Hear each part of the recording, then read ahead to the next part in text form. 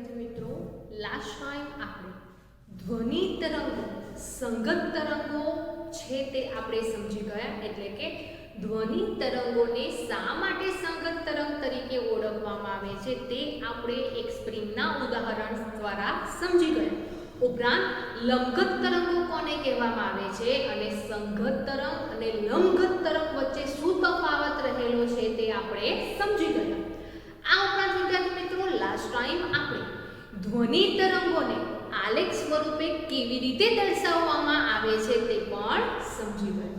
હવે વિદ્યાર્થી મિત્રો, આ જે ધ્વનિ તરંગો છે એને સંગત તરંગો કહેવામાં આવે છે. તો સંગત તરંગમાં જોવા મળતી જે જુદી જુદી વિવિધ ભૌતિક રાશિ છે એ ભૌતિક રાશિ વિશે આપણે સમજીએ. તો આપણે ધોરણ 8 માં તરંગ લંબાઈ, આવૃત્તિ, આવર્તકાળ જેવી જુદી જુદી ભૌતિક રાશિ સમજીને આવ્યા છીએ. તો તે જ ભૌતિક રાશિ આપણે અહીંયા સમજવાની છે. પરંતુ વિદ્યાર્થી મિત્રો, અહીંયા આપણે સંગત તરંગ વિશે સમજીશું. સંગત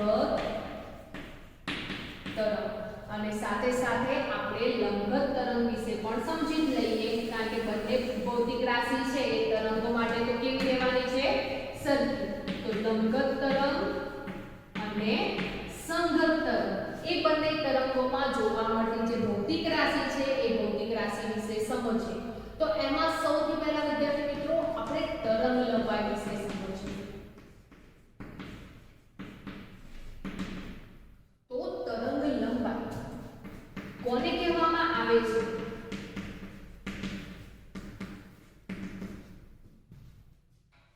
તો તરંગ લંબાઈ કોને કહેશું? તો સૌથી પહેલા આપણે સંગત તરંગમાં સમજીએ. તો સંગત તરંગમાં સંઘનન વિઘનનની શ્રેણી રચાય છે. તો અગાઉ આપણે સંઘનન વિઘનનની શ્રેણીમાં આકૃતિ સમજીને આવ્યા છીએ. તો અહીંયા આ જે આકૃતિ છે એ આપણે સંઘનન વિઘનનની દર્શાવીએ છીએ. જેમાં અહીંયા આ જે ભાગ છે એ સંઘનનનો છે જેને આપણે C વડે દર્શાવીએ છીએ અને આ જે ભાગ છે એ વિઘનનનો દર્શાવે છે જેને આપણે R વડે દર્શાવીએ છીએ. તો અહીંયા સંગત તરંગ એ સંઘનન વિઘનનની શ્રેણી રચે છે. હવે વિદ્યાર્થી મિત્રો, અહીંયા સંગત તરંગની વાત કરીએ છીએ. તો સંગત તરંગમાં જે બે ક્રમિક સંઘનન, તો બે ક્રમિક જે સંઘનન છે એ સંઘનન વચ્ચેનો જે વિસ્તાર છે, બંને વચ્ચેનું જે અંતર છે એ અંતરને શું કહેવામાં આવે છે? તો સંગત તરંગમાં બે ક્રમિક સંઘનન અથવા તો બે ક્રમિક વિઘનન વચ્ચેનું જે અંતર છે એ અંતરને તરંગ લંબાઈ તરીકે ઓળખવામાં આવે છે. તો સંગત તરંગ છે એ સંગત તરંગમાં તરંગ લંબાઈ કોને કહેવામાં આવે છે? તો બે ક્રમિક સંઘનન, ક્રમિક એટલે કે એક પછી એક આવતું જે સંઘનન છે એ બંને વચ્ચેનો વિસ્તાર એટલે કે બંને વચ્ચેનું અંતર અથવા તો બે ક્રમિક વિઘનન વચ્ચેનું જે અંતર છે એને તરંગ લંબાઈ તરીકે ઓળખવામાં આવે છે. હવે વિદ્યાર્થી મિત્રો, આપણે લંબગત તરંગની વાત કરીએ તો લંબગત તરંગમાં જે માધ્યમના કણો છે એ માધ્યમના કણો શૃંગ અને ગર્તને દ્વારા આગળ વધે છે. એટલે કે તરંગ પ્રસરણની દિશાને લંબ રૂપે આગળ વધે છે. તો વિદ્યાર્થી મિત્રો, અહીંયા લંબગત તરંગમાં તરંગ લંબાઈ કોને કહીશું? તો લંબગત તરંગમાં બે ક્રમિક શૃંગ વચ્ચેનું જે અંતર છે એ અંતરને અથવા તો બે ક્રમિક ઘટ વચ્ચેનું જે અંતર છે એ અંતરને તરંગ લંબાઈ તરીકે ઓળખવામાં આવે છે. તો સંગત તરંગમાં બે ક્રમિક સંઘનન અથવા તો બે ક્રમિક વિઘનન વચ્ચેના અંતરને તરંગ લંબાઈ કહેવામાં આવે છે. તેવી જ રીતે લંબગત તરંગમાં બે ક્રમિક શૃંગ અથવા તો બે ક્રમિક ગટ વચ્ચેના અંતરને તરંગ લંબાઈ તરીકે ઓળખવામાં આવે છે. હવે વિદ્યાર્થી મિત્રો આવૃત્તિ કોને કહેવામાં આવે છે?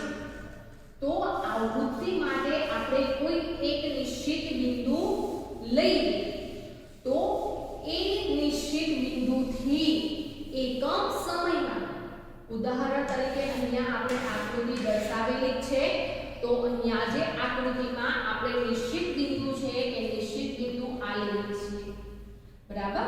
તો અહીંયા આપણે નિશ્ચિત બિંદુ લીધેલું છે. હવે આ બિંદુથી એટલે કે આ વિસ્તારથી એકમ સમય એટલે કે 1 સેકન્ડમાં સંઘનન અને જે વિઘનન છે એ વિઘનન જોવા મળે છે. નિશ્ચિત બિંદુથી એકમ સેકન્ડમાં થતા 1 સેકન્ડ સુધી જેટલા સંઘનન જેટલા વિઘનન થાય છે એમની જે સંખ્યા છે એ સંખ્યાને આવૃત્તિ તરીકે ઓળખવામાં આવે છે. તો કોઈ નિશ્ચિત બિંદુથી એકમ સેકન્ડમાં એટલે કે 1 સેકન્ડમાં સંઘનન અને વિઘનનની જે સંખ્યા છે એ સંખ્યાને આવૃત્તિ તરીકે ઓળખવામાં આવે છે. તો ઉદાહરણ તરીકે વિદ્યાર્થી મિત્રો આ આકૃતિમાં આપણે અહીંયા આ નિશ્ચિત બિંદુ લીધેલું છે. હવે આ નિશ્ચિત બિંદુથી આપણે 1 સેકન્ડ સુધી સંઘનન વિઘનન જોઈએ તો 1 સેકન્ડમાં 2 સંઘનન 2 વિઘનન થતું જોવા મળે છે. તો એ સંઘનન વિઘનનની જે સંખ્યા છે એટલે કે સંઘનન વિઘનન 2 વાર જોવા મળે છે તો એ જે 2 સંખ્યા છે એને શું કહેવામાં આવે છે? જેને આવૃત્તિ તરીકે ઓળખવામાં આવે છે. એવી જ રીતે અહીંયા લંબગત તરંગ છે એ લંબગત તરંગમાં એકમ સેકન્ડમાં એટલે કે 1 સેકન્ડમાં અથવા તો એકમ સમયમાં તો જેટલી વાર શૃંગ અને ગર્ત થાય છે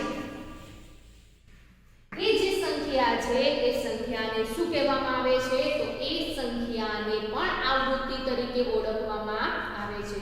સંગત તરંગમાં આપણે સંઘનન વિઘનનનો ઉપયોગ કરવાનો છે, જ્યારે લંબગત તરંગમાં આપણે શૃંગ અને ગર્તનો ઉપયોગ કરવાનો છે. તો 1 સેકન્ડમાં જેટલા શૃંગ અને ગર્ત બને છે એની જે સંખ્યા છે એ સંખ્યાને આવૃત્તિ કહેવામાં આવે છે. તરંગ લંબાઈ એટલે 2 ક્રમિક સંઘનન અથવા તો 2 ક્રમિક વિઘનન વચ્ચેનું અંતર. આવૃત્તિ એટલે 1 સેકન્ડમાં જેટલી વાર સંઘનન વિઘનન થાય છે એની જે સંખ્યા છે એ સંખ્યાને આપણે આવૃત્તિ તરીકે ઓળખીએ છીએ. અને તેવી જ રીતે વિદ્યાર્થી મિત્રો આવર્તકાળ કોને કહેવામાં આવે છે? તો આવર્તકાળ એટલે 1 સંઘનન વિઘનન દ્વારા. હવે અહીંયા આ એક સંઘનન અને વિઘનન છે તો અહીંયા 1 સંઘનન વિઘનન થવા માટે કેટલો સમય લાગે છે એ જે સમય છે એ સમયને શું કહેવામાં આવે છે? તો એ સમયને આવર્તકાળ તરીકે ઓળખવામાં આવે છે. તો આવૃત્તિ અને આવર્તકાળ કોને કહીશું? તો આવૃત્તિ છે એ 1 સેકન્ડમાં જેટલા સંઘનન વિઘનન રચાય છે એની જે સંખ્યા છે એ સંખ્યાને આપણે આવૃત્તિ કહીએ છીએ, જ્યારે આવર્તકાળ કોને કહીએ છીએ? તો 1 સંઘનન વિઘનન પૂર્ણ થવા માટે લાગતો જે સમય છે એ સમયને શું કહીશું? આપણે આવર્તકાળ કહીશું. અને તેવી જ રીતે અહીંયા લંબગત તરંગમાં આવર્તકાળ કોને કહેવામાં આવે છે? તો 1 સેકન્ડમાં થતું જે શૃંગ અને ગર્તની સંખ્યા છે એને આવૃત્તિ કહીશું, પરંતુ આવર્તકાળ કોને કહીશું? તો અહીંયા એક દોલન પૂર્ણ થવા માટે, એક દોલન ક્યારે પૂર્ણ થશે? જ્યારે એક શૃંગ અને એક ગર્ત જોવા મળે ત્યારે એક દોલન પૂરું થયું તેમ કહેવામાં આવે છે. તો એક દોલન પૂર્ણ થવા માટે લાગતો જે સમય છે એ સમયને આવર્તકાળ તરીકે ઓળખવામાં આવે છે. તો વિદ્યાર્થી મિત્રો તરંગ લંબાઈ, આવૃત્તિ અને આવર્તકાળ કોને કહેવામાં આવે છે તે આપણે અહીંયા આકૃતિ દ્વારા સમજ્યા. આ ઉપરાંત વિદ્યાર્થી મિત્રો આપણે કંપ વિસ્તાર સમજીએ. તો કંપ વિસ્તાર કોને કહેવામાં આવે છે? તો જે તરંગ પ્રસરણ છે એ તરંગ પ્રસરણમાં કોઈ એક જ તરફના મહત્તમ વિસ્તાર છે એ મહત્તમ વિસ્તારને ધ્યાનમાં લઈએ તો એ જે મહત્તમ વિસ્તાર છે એને શું કહેવામાં આવે છે? જેને કંપ વિસ્તાર તરીકે ઓળખવામાં આવે છે. તો જે પણ તરંગ છે એ તરંગમાં કોઈ પણ એક જ તરફનું લઈએ, ઉપરની તરફ લઈએ તો ઉપરનો જે મહત્તમ વિસ્તાર છે એને કંપ વિસ્તાર કહેવામાં આવે. તેવી જ રીતે મહત્તમ જે ખાડામાં રહેલો જે વિસ્તાર છે એ વિસ્તારને પણ કંપ વિસ્તાર તરીકે ઓળખવામાં આવે છે.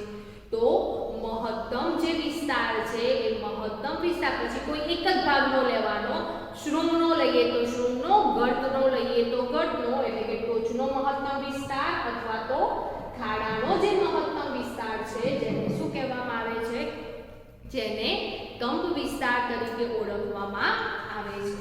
તો આજે આપણે તરંગ લંબાઈ, આવૃત્તિ, આવર્તકાળ અને કંપ વિસ્તાર કોને કહેવામાં આવે છે તે આપણે આકૃતિ દ્વારા સમજીએ.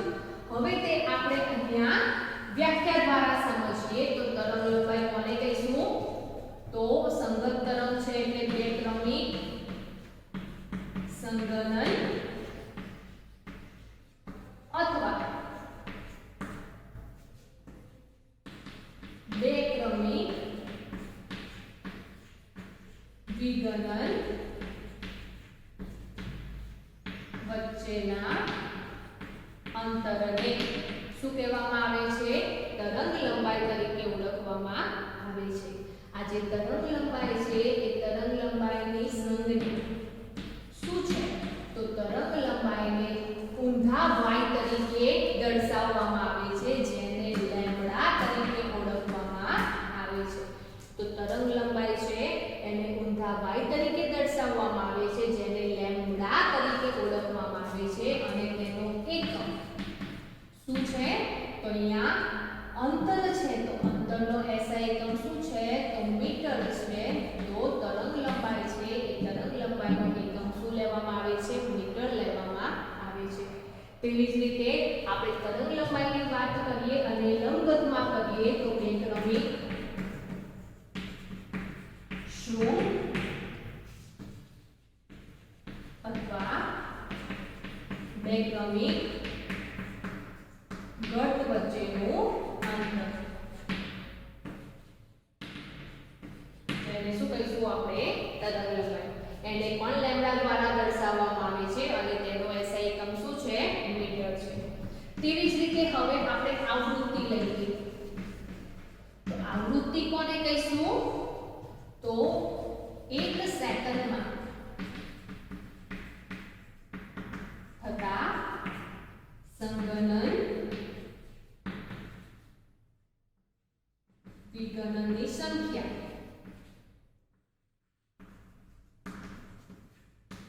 ને શું કહેવામાં આવે છે? આવૃત્તિ તરીકે ઓળખવામાં આવે છે. તો 1 સેકન્ડમાં જેટલી સંખ્યામાં સંગનન વિગનન થાય એને આવૃત્તિ કહેવામાં આવે છે. હવે આ જે આવૃત્તિ છે આવૃત્તિની સંજ્ઞા શું છે? તો આવૃત્તિની સંજ્ઞા આમ સ્મોલ v દ્વારા દર્શાવવામાં આવે છે જેને ન્યુ તરીકે ઓળખવામાં આવે છે અને તેનો એકમ આવૃત્તિનો SI એકમ શું છે? તો તેનો SI એકમ હર્ટ્ઝ છે અને એ હર્ટ્ઝને Hz દ્વારા દર્શાવવામાં આવે છે. તો 1 સેકન્ડમાં અથવા તો એકમ સમયમાં થતા સંગનન વિગનનની સંખ્યા એટલે આવૃત્તિ. અને એવી જ રીતે અહીંયા લંબગત તરંગમાં આવૃત્તિ કોને કહીશું? તો 1 સેકન્ડમાં થતા શૃંગ અને ગર્તની સંખ્યા જેને શું કહેવામાં આવે છે? આવૃત્તિ. આવૃત્તિને ન્યુ વડે દર્શાવવામાં આવે છે એટલે કે તેની સંજ્ઞા ન્યુ છે અને તેનો SI એકમ હર્ટ્ઝ છે. અને તેવી જ રીતે આપણે આવર્ત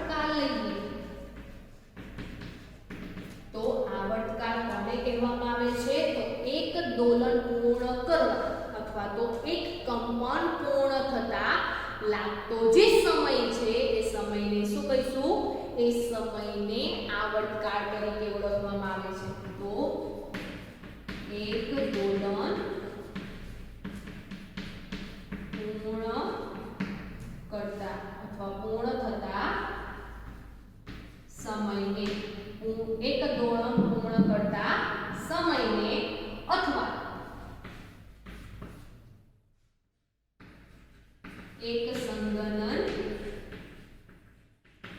વિગણન પૂર્ણ થતા અથવા તો પૂર્ણ કરતા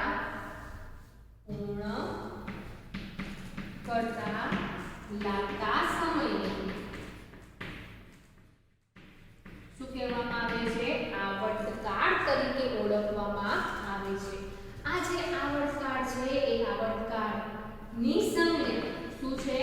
તો આવર્તકાળને કેપિટલ T વડે દર્શાવવામાં આવે છે. કેમ? તો અહીંયા આવર્તકાળ છે એક સમય દર્શાવે છે. તો સમયને આપણે ટાઈમ દ્વારા દર્શાવીએ છીએ.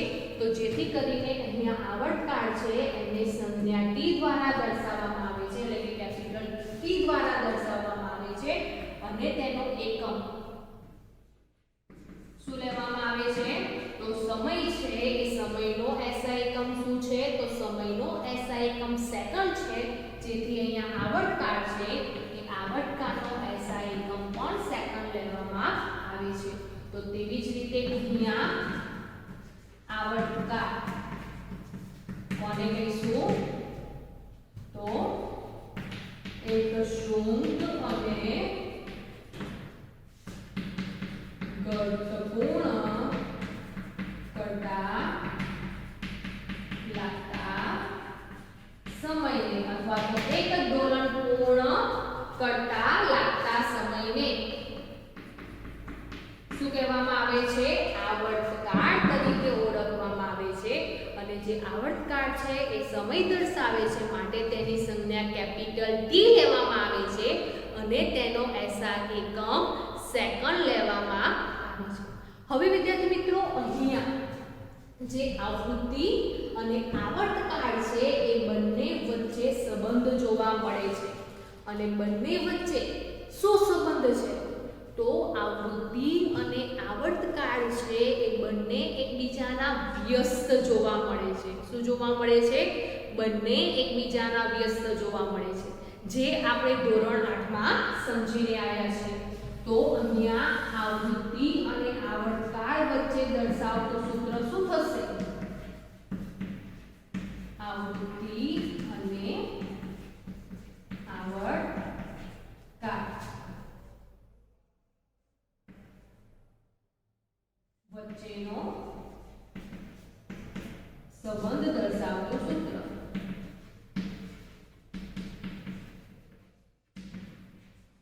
બંને એકબીજાના કેવા છે?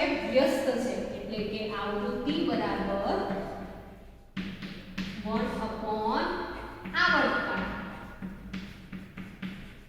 અને એવી જ રીતે આપણે આવર્તકાળ લઈએ તો આવર્તકાળ બરાબર 1/આવૃત્તિ. હવે આને આપણે સંજ્ઞા દ્વારા કેવી રીતે દર્શાવી શકીએ છીએ? તો આવૃત્તિને ન્યુ વડે દર્શાવવામાં આવે છે. તો ન્યુ બરાબર 1/T અને આને T બરાબર 1/ન્યુ વડે દર્શાવવામાં આવે છે. તો આમ આવૃત્તિ અને આવર્તકાળ બંને વચ્ચે સંબંધ જોવા મળે છે. અને બંને વચ્ચે કેવો સંબંધ છે? તો બંને એકબીજાના વ્યસ્ત છે, જેથી કરીને તેમની વચ્ચે સંબંધ દર્શાવતું સૂત્ર આપણને જોવા મળે છે. આવૃત્તિ બરાબર 1/આવર્તકાળ, એટલે કે ન્યુ બરાબર 1/T અને આવર્તકાળ બરાબર 1/આવૃત્તિ, જેને સંજ્ઞા દ્વારા T બરાબર 1/ન્યુ વડે દર્શાવવામાં આવે છે. આ ઉપરાંત વિદ્યાર્થી મિત્રો, આપણે લાસ્ટમાં શું સમજ્યા? તો લાસ્ટમાં આપણે કંપ વિસ્તાર સમજ્યા. તો કંપ વિસ્તાર કોને કહીશું? તો જ્યારે તરંગો દોલનો કરે છે, કંપન કરે છે,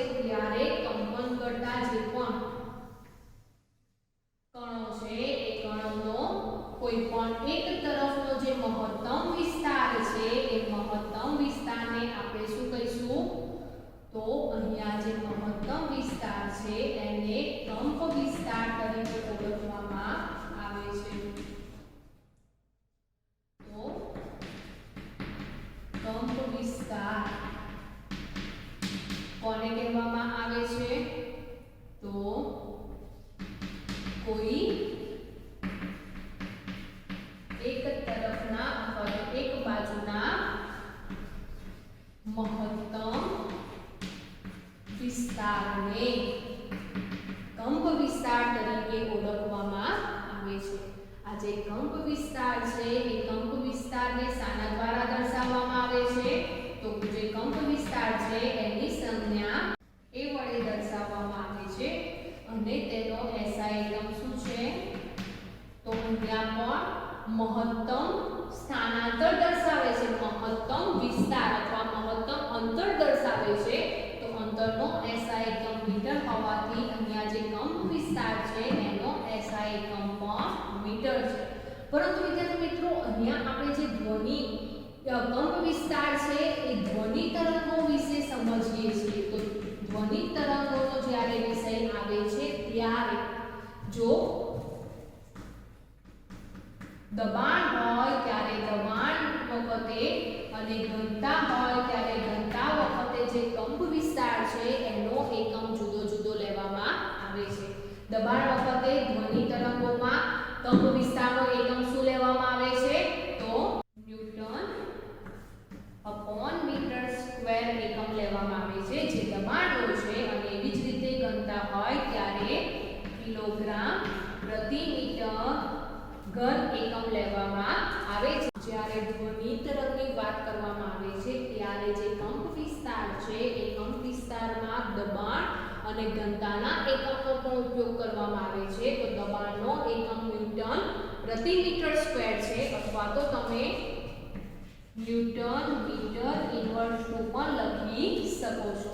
અને તેવી જ રીતે ઘનતાનો એકમ કિલોગ્રામ પ્રતિ મીટર ઘન છે જેને કિલોગ્રામ મીટર ઇન્વર્સ -3 લખી શકો છો. તો આમ જે કંપ વિસ્તાર છે એ કંપ વિસ્તાર જે કણો દોલનો કરે છે, જે તરંગ છે એ તરંગનો કોઈ એક તરફનો કોઈ એક બાજુનો જે મહત્તમ વિસ્તાર છે એ મહત્તમ વિસ્તારને કંપ વિસ્તાર તરીકે ઓળખવામાં આવે છે.